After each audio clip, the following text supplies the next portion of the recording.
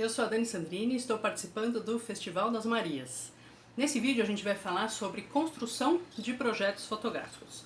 Existem muitas maneiras, de se fazer um projeto e a gente vai falar dessas diversas maneiras e também de como é esse processo, de quando a gente começa a fotografar, que normalmente a gente fotografa coisas que estão ali no nosso entorno, em casa, com os amigos, com a família, e aí isso vai se ampliando, e aí acho que vale a pergunta, quais são as coisas do meu interesse, porque o meu interesse é o que vai ser um motor propulsor ali para eu produzir as minhas imagens, então isso é uma coisa muito importante, porque às vezes o meu interesse é diferente do seu, e por isso que você faria um tipo de trabalho e eu faria outro, Então, acho que essa é a primeira pergunta, Quais são os meus interesses, Eu me pergunto muitas vezes, por que eu fotografo, Claro que eu não tenho uma resposta objetiva para essa pergunta, Porque são diversos fatores.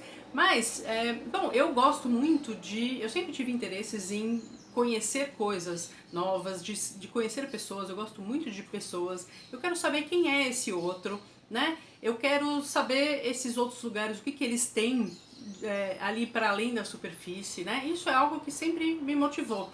E isso acaba sendo um assunto ali que vai permeando os meus projetos, Essa relação com os lugares e a relação com as pessoas, Eu tô te falando isso por quê? Porque aí se pergunte, para também ir entendendo como é que você se relaciona com o mundo, Como é que você se relaciona com as questões que você gosta, ou com as questões que você não gosta, com as coisas que te incomodam, É de um jeito mais a fundo, é de um jeito mais distante, porque isso vai fazer o seu trabalho também, tá? E, pra gente começar, eu vou lançar uma frase aqui. Essa frase é do Gombrich, que é um autor de um livro que chama História da Arte, que diz o seguinte: só existe arte porque existem artistas e que, por isso, ao compreendermos melhor as intenções que os mobilizaram, teremos um entendimento mais ampliado a respeito das obras produzidas. Assim, a riqueza da arte consiste no fato de que ela está constantemente aberta a novas e diferentes concepções. É isso, A gente vai construindo aí o nosso fazer fotográfico. E claro que a fotografia está ligada e inserida aí no momento histórico que ela tá presente, Os interesses ali de cada um são interesses individuais, mas esses indivíduos estão inseridos aí dentro de uma cultura onde tem um monte de coisa acontecendo, Então, essas coisas todas perpassam também o nosso fazer fotográfico, E aí, quando a gente se pergunta assim, bom, mas qual que é os limites e definições da fotografia ou da arte? Eu gosto de uma frase muito legal que eu vou mostrar aqui para vocês, que para mim define um pouco a arte e esse fazer fotográfico, Que é a seguinte: Art is not a thing, it's a way. Seria uma tradução de arte não é uma coisa, é um caminho. Pode ser um caminho ou pode ser também uma forma, uma maneira, Isso acho que diz muito, de como as pessoas que se relacionam com isso, com esse fazer, dizem de algo de si, É um jeito de ver, de fazer, de se relacionar. Então acho que esse é um bom ponto de partida aí pra gente. E para isso eu separei algumas palavras aqui pra gente começar a pensar. Documento, informação, estética, emoção. Essas coisas estão na sua fotografia? Algumas delas? Nenhumas delas? Que palavras que vêm aí pra você? Mais uma duplinha aqui. Objetividade, subjetividade. Eu, por exemplo, não acredito numa objetividade no sentido de, nossa, não, estou super neutro. Por quê? Porque o fotógrafo ou a fotógrafa escolhe o que vai deixar dentro do enquadramento, o que vai deixar fora do enquadramento, como é que ele vai fazer esse enquadramento, de que posição você fotografa, de que posição você enxerga isso, Então a objetividade não se aplica tanto assim, mas você pode se colocar de uma maneira muito subjetiva e assumidamente, ou um pouco menos subjetiva. É aí que esses termos aí talvez possam reverberar um pouco aí na sua construção, tá? Então eu vou começar a falar de alguns projetos aqui, contando um pouco os bastidores, porque acho que isso vai ajudando a dar essa dimensão um pouco dessa construção do projeto. E eu vou começar falando do primeiro projeto que eu fiz na vida, que chama Salve o Divino, é um projeto de 1998. Eu já fotografava há alguns anos, poucos anos, mas foi a primeira vez que eu fiz um projeto mesmo, estimulada, na verdade, pela universidade, porque esse era um projeto de conclusão de curso. Então antes, né, eu fotografava mais aleatoriamente, né, enfim, buscando luzes, enquadramentos, composições interessantes, né, cenas interessantes. Mas nesse momento ali eu tive que fazer uma produção, né, e fiquei meses ali dedicada a esse projeto. E por que isso foi importante? Porque quando a gente fica meses trabalhando no projeto, às vezes anos, né, a gente tem um tempo de digestão e de maturação tanto das reflexões que a gente faz em relação ao que a gente está vendo, né, e ao que a gente está experienciando, quanto na nossa fotografia, né, assim, bom, que cara é essa que a gente vai dar para o nosso projeto, né? Esse projeto foi feito em filme fotográfico, né? Então eu tinha que escolher a cara dele antes, né? E eu escolhi fazer imagens coloridas porque eu acho que essas festas têm muita cor e a cor tem uma importância, né? Tem uma simbologia aí para esse evento, né? Mas eu tinha uns filmes preto e brancos ali na bolsa, né? Vai que eu achasse que alguma coisa cabia no preto e branco, como foi o que aconteceu, que é uma coisa que eu falo já já. Esse projeto, então, ele falava sobre festas no interior de São Paulo que ainda carregam a tradição ali para essas festas. Então eu não queria festas que tinham né, uma coisa muito high-tech, mas festas que tivessem mais esse cunho tradicional, né? E que elas têm uma parte, né, mais religiosa, né, mais sagrada, e também tem uma parte ali de danças, né, de Congada, Moçambique, que são várias representações ali culturais que são muito interessantes. E aí eu fiz todo um planejamento ali de meses, né, vendo quando que aconteciam essas festas nas diversas cidades. E aí tem uma variedade muito grande. Claro que aqui eu fiz um recorte e hoje, olhando para esse trabalho, eu faria uma outra edição, né, do que eu fiz naquele momento. Mas uma coisa que já me chama a atenção e que eu vejo que reverbera aí no meu modo de fotografar é que eu estive muito focada nas pessoas, né? Nas pessoas que participavam aí dessas festas e nos seus momentos ali onde a pessoa estava ali muito envolvida com ela mesma ali, né? E aí eu falei pra vocês, né? Eu tinha decidido fazer esse trabalho em cor, com os filmes preto e branco na bolsa. E aí, em determinado momento, eu me deparei com uma situação ali que eu achei que o preto e branco ia dizer mais ali sobre o que eu estava querendo dizer.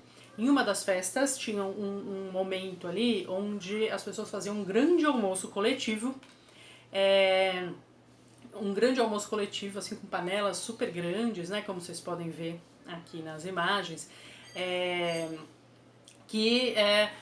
e isso me deu, né, e era coberto com uma luz lateral, uma luz então que fazia um recorte, né, essas fumaças saindo. Eu achei que no preto e branco eu ia conseguir registrar isso melhor. Então eu tirei o filme colorido da máquina, coloquei o filme preto e branco e comecei a fotografar essa etapa aí em preto e branco, que eu até coloco como um projeto separado, né? Esse projeto chama Afogado porque é o nome que eles dão aí nesse processo aí desse almoço coletivo, né? Então, de novo, tem aqui bastante a ver, né, com o foco nas pessoas, né, nessa ação, mas também nesse foco mais social mesmo, né? Ali não só retratos mais fechados, mas também o contexto social onde isso aí está inserido, né? Então, né, eu tinha esse planejamento de fotografar essas festas, mas eu não sabia muito dessas festas, eu não sabia o que acontecia direito, né? Eu tinha contato com algumas pessoas que foram me guiando aí nesses dias, né? E me mostrando algumas coisas, e aí eu fui interagindo com as pessoas, mas eu não queria saber muitas coisas antes, porque eu queria ter esse frescor ali na hora de estar lá para captar essas imagens, né? No caso do Afogado, foi algo que eu me deparei ali, que eu nem sabia que tinha um almoço, mas não tinha a menor ideia como que era, né? E acho que gerou imagens aí bem interessantes. Diferente disso, é um projeto que eu vou mostrar agora para vocês, que é um projeto de 2010, né? Fiz um grande salto aí, mas que foi um projeto que eu editei depois, ou seja, são imagens de diversos momentos, de diversos lugares, mas que eu considero que tem uma linha, um fio condutor ali, né? Esse projeto chama Nós. Essa palavra nós, ela, né, tem esses dois significados, né? O nós se referindo a eu e eles, os fotografados, né? Mas também aos nós, né? Que às vezes existem aí alguns percalços ali nesse intermeio aí, né? Eu começo a edição desse trabalho com 3 imagens bem abertas, assim, onde tem pessoas, mas né, nesse mundo bem distante, assim, né? Dessa relação da pessoa com a natureza, o que também diz, né, desse nós, né, nós e o mundo, né? E aí eu vou me aproximando, né, dessas pessoas até uh, até que as pessoas vão ficando realmente mais próximas, né? São imagens todas originais em preto e branco, em filme, e, e acho que vai dando conta um pouco de algo que é muito importante para mim, que é esta relação que vai se aproximando com as pessoas e ao mesmo tempo esse entorno, como é que esse entorno nos envolve, né? É um pouco disso que eu falo nesse trabalho. Então, esse projeto, então, ele foi uma edição de imagens que já existiam e que em algum momento, revendo o arquivo, eu achei que elas conversavam entre si, tá? Esse próximo projeto que eu vou apresentar para vocês, ele tem uma característica muito diferente dos demais, porque eu transitei por muitos anos, né, entre Brasil e Jordânia, e em 2007 eu fiz umas imagens de uma situação lá, e eram umas imagens que eu gostava muito, mas eu olhava essas imagens e aí ampliava grande, pequeno, punha na parede do meu ateliê e não achava muito uma forma para elas, né? Eu gostava das imagens no computador, mas quando eu punha no papel eu achava que elas não funcionavam muito bem. E eu pensava, será que é a questão do tamanho? Será que é a questão da moldura? Então punha a moldura, tirava a moldura e não ficava contente. Então aí guardava na gaveta, daqui a pouco, depois passavam uns meses, eu revia, colocava na parede de novo. Fiquei anos ali nesse processo de tentar dar uma forma para esse projeto sem muito conseguir. Até que 7 anos depois, então eu fotografei esse projeto em 2007. Em 2014 eu comecei a rever essas imagens e pensar, né, e me fazer perguntas, né, o que aquilo significava para mim, né? E aí eu comecei a me perguntar por que eu achava aquilo interessante. Esse trabalho, ele é um trabalho onde eu fotografei uma preparação ali do casamento, de um casamento mais tradicional, onde os homens matam as cabras que serão servidas no almoço seguinte, com todo um ritual ali até religioso de pedir licença para matar, para alimentação e tudo mais. E eu comecei a me dar conta que esse tema me interessava porque eu sou uma moradora de uma grande cidade, não tenho essa relação tão próxima com os bichos que eu consumo, né? Eu não consumo tanta carne, mas eu não sou vegetariana. E quando a gente compra a carne no mercado, né, ela vem naquela bandejinha, parece que não veio de um bicho, né? E isso sempre me pegou, e é uma certa hipocrisia, inclusive da minha parte, né? Porque quando eu compro no mercado, eu consigo comer. Ali, vendo essa matança, no dia seguinte eu falei que eu era vegetariana, porque eu não conseguia comer aquilo, né?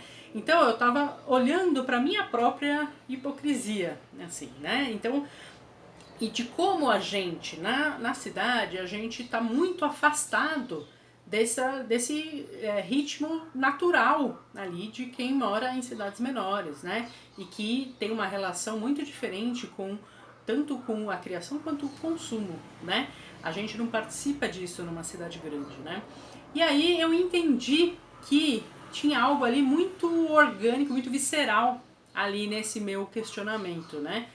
E aí eu tive essa ideia de colocar essas imagens em tábuas de carne. E aí eu comecei todo um processo, aqui você consegue ver uma imagem, uma primeira imagem, e aí eu comecei todo um processo de testes e experimentações em como é que eu conseguiria deixar essa imagem, né, na madeira, né?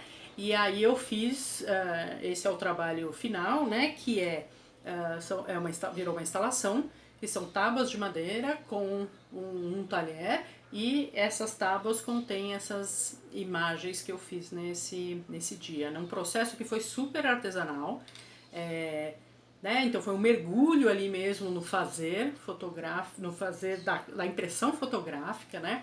E aí esse projeto foi exposto aqui em São Paulo e abriu um novo caminho para mim de outros suportes para a imagem fotográfica. A partir desse projeto é que eu comecei a mergulhar de vez. Eu já fazia alguns processos, né? Eu já fazia cenotipia, por exemplo, fazia fotogramas em laboratório fotográfico, né? Mas eu mergulhei com tudo aí em experimentações de outros suportes, né, que poderiam abrigar essa imagem fotográfica, o que mudou completamente o meu trabalho a partir de então. Esse próximo projeto que eu vou mostrar, ele também foi um projeto de 2015, e também fotografado na Jordânia. Eu não estava mais morando lá, mas em 2014 eu ganhei um prêmio, e aí em 2015 parte do prêmio foi uma residência artística onde eu fui lá para desenvolver um outro projeto. E aí eu tinha que mandar mesmo um projeto, né? Então eu pensei, bom, que projeto que eu posso fazer e que tem a ver com a minha história, né? E a minha vivência lá. Eu não morava lá já fazia 3 anos, então eu resolvi fazer uma revisitação aos lugares que faziam parte da minha rotina e da minha circulação, dos meus amigos, dos meus afetos, e fazer uma releitura, né? O projeto chama Fragments of a Return, Fragmentos de um Retorno, onde eu procuro trabalhar com essa questão da memória e da passagem do tempo e da transformação da memória com o tempo. Às vezes a gente acha que a memória é uma coisa muito rígida ali, e aí quando a gente começa a conversar com algumas pessoas, às vezes você lembra de uma coisa, tem uma coisa que você fala, eu lembro disso, mas não lembro se eu vivi ou se essa memória foi incorporada porque alguém contou essa história pra mim. Então, esse projeto ele vai falando disso, né? Eu visitei alguns lugares, né, do meu afeto ali, da minha convivência quando eu morava lá.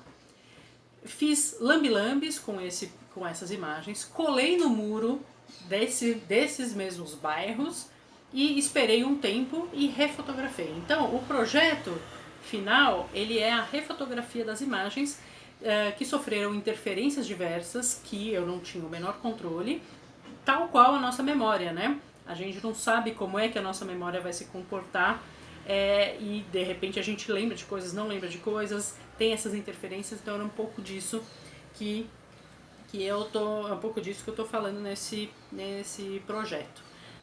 Tem algumas imagens que ficaram intactas, outras que tiveram bastante interferência.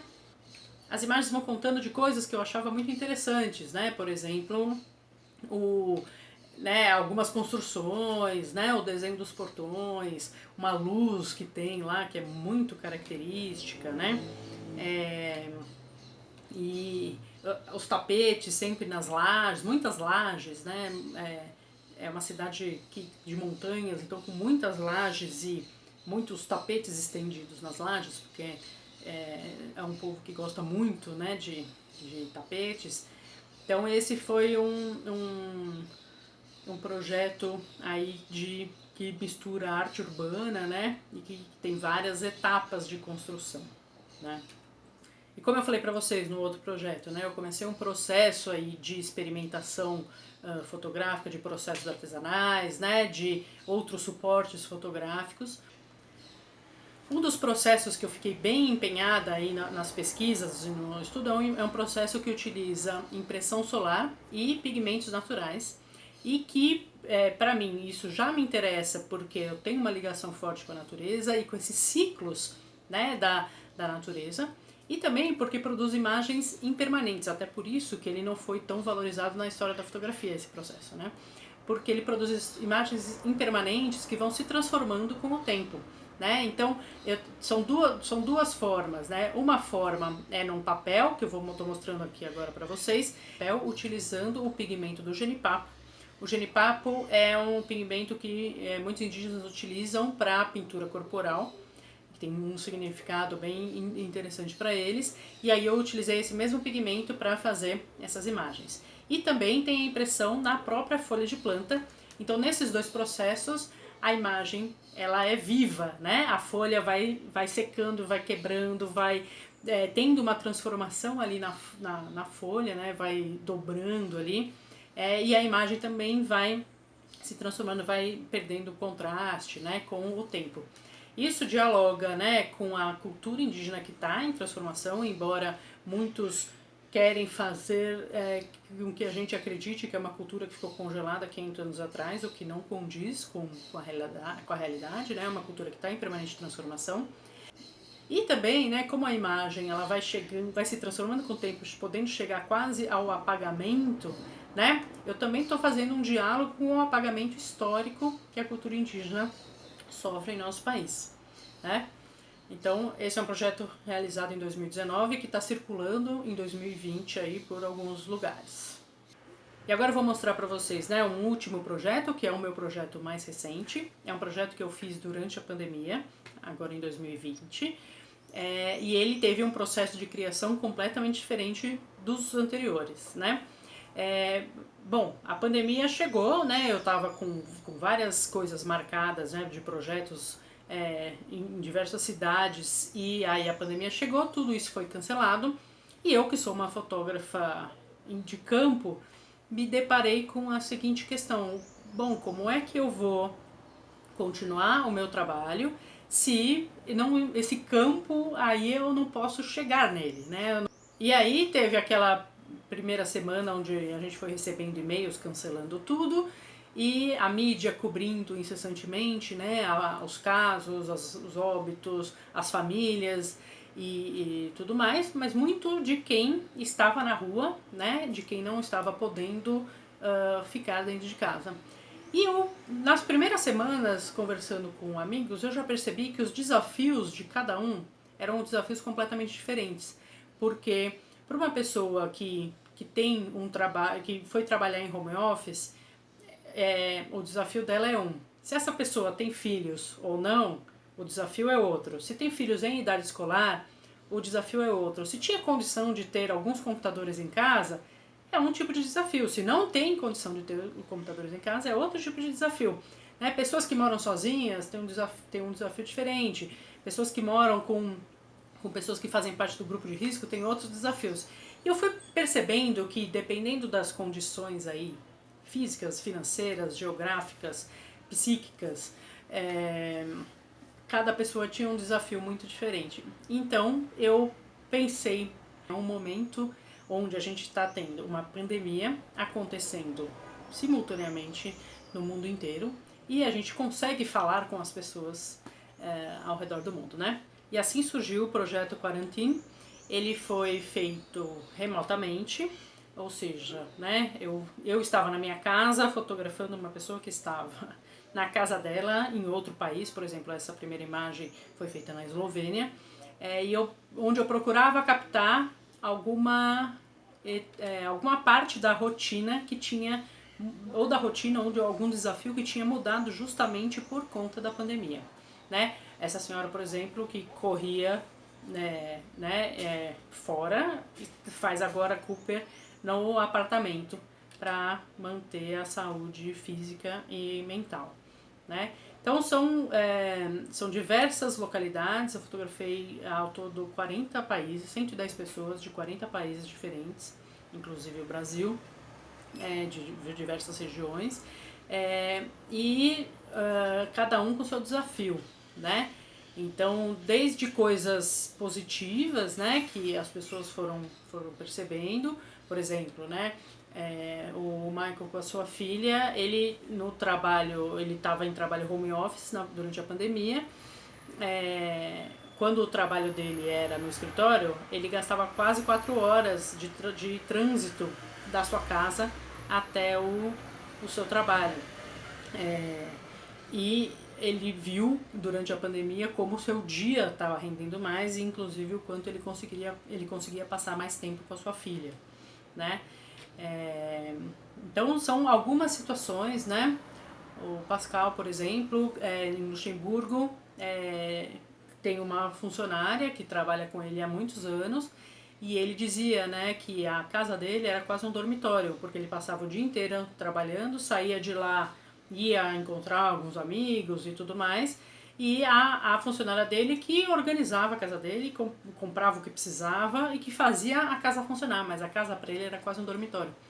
E que com a pandemia ele entrou em quarentena e a funcionária também, e aí ele foi retomando atividades simples do dia a dia, como cuidar da própria roupa e tudo mais, e ele falou, eu não tinha percebido quão distante eu estava de mim mesmo, né?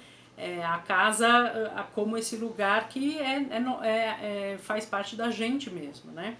E ele me diz, né? Eu acho que eu estou resgatando a minha essência. Então, são essas sutilezas ali dessas mudanças, né, que vão dando um corpo aí para esse trabalho.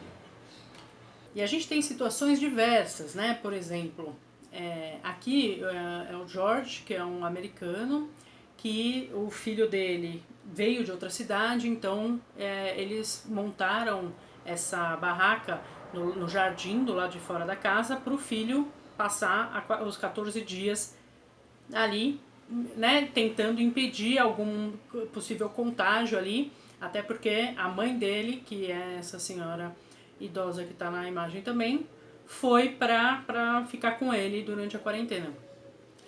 Só que depois que passaram os 14 dias, eles gostaram tanto dessa ideia, né, de ter uma barraca lá, como, né, então ninguém podia sair muito da sua localidade. Eles falam assim, bom, a gente consegue ter um espaço ali diferente no nosso próprio quintal. Então virou uma área externa ali de contemplação para essa família. E por isso que a gente fez essa imagem dessa maneira. Aqui, né, a gente tem o Jô, que mora em João Pessoa, que é DJ e, claro, com essa profissão, né, as festas todas foram canceladas. Ele começou a fazer som para festas virtuais, né, onde ele também põe o som e tenta entrar no clima ali na sua própria casa, né? Então ele põe uma luz mais interessante no seu quarto, que é de onde ele está promovendo a festa virtual, né? E para finalizar, a gente tem uma imagem aqui, 3 imagens da Janaína, que é uma pessoa que passou bastante no seu final de adolescência dançando, né, fazendo aulas de dança, que era algo que ela gostava muito, e depois entrou para o mundo do trabalho, né, e ficou muito focada nisso e parou de dançar. E durante esse período, né, ela teve, um pouco antes da pandemia, ela saiu do trabalho e aí se viu ali, saiu do trabalho, mas com a quarentena estava somente dentro de casa. E começou a retomar essa atividade da dança, onde ela utiliza o batente da porta, né, e os objetos da casa como parceiros de dança. Então, acho que deu para vocês perceberem que existem muitos caminhos diferentes para a gente construir um projeto, né? o que nesses meus trabalhos, o que sempre permeia é o que eu estou pensando, sentindo ou com vontade de explorar nesse momento. Então, volto a dizer, né? Olhe para si e perceba o que é do seu interesse, né? O que faz você se questionar todo dia, né? Podem ser coisas ali muito simples, né? Pode ser o passarinho do vizinho, né? Pode ser os cachorros que você encontra na rua, né? Enfim, pense aí o que te move, que isso vai ajudar você a construir o seu projeto. Tá bom? Agradeço vocês, agradeço também ao Festival das Marias e convido vocês a conferirem a programação que tá super legal. Até!